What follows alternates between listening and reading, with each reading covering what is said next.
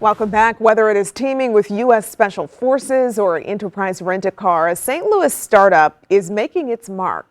News 4's Samantha Jones shows us how Coolfire Solutions is taking safety and making it smart.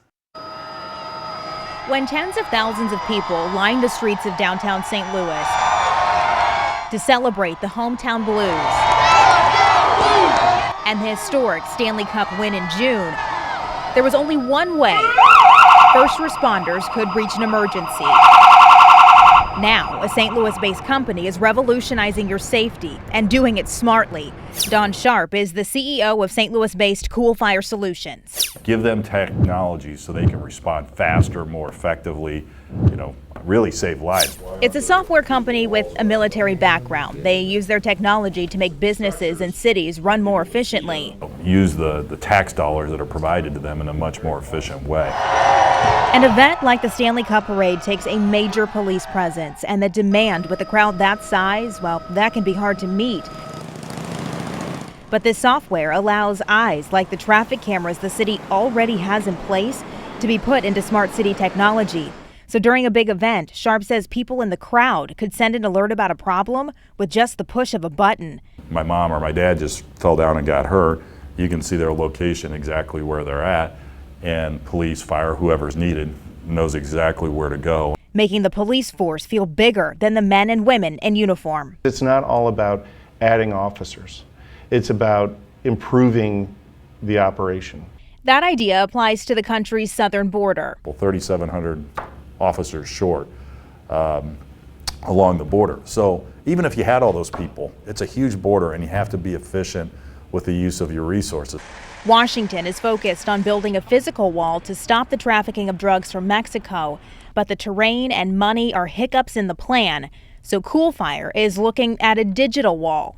There's a digital wall, so think of an electronic wall, sensors. So they could be motion-activated sensors like infrared. They could be magnetometers that tell when a vehicle crosses the border. Actually, in one of the cases, seismic sensors that can tell a person walking across the border versus a deer. It's technology they know will work because it already is, more than 7,000 miles away along the Tajikistan border with Afghanistan. Customer, the Tajikistan border guard that we work with through the U.S. government, who has sensors that connect into our platform.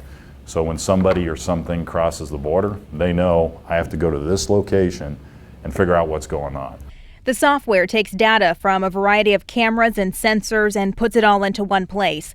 It allows command centers to see exactly what's crossed over the border and communicate with ground crews, showing pictures and even giving directions. So once he confirms that those are the bad guys and creates this event, he gives it a unique name. He creates a ground sensor event. He alerts his higher authority, who then can review it and decide what to do. John Dames, Coolfire's CTO, says it would be similar along the U.S. border with Mexico. Sensors, rather than or alongside a physical wall, would protect the border and its patrols. If you can tell them, hey, something just crossed the border here, you need to go look at it. And oh, by the way, if there's cameras in that area, you can actually see what happened. Think about the efficiency, how much more effective they can be with those scarce resources that exist.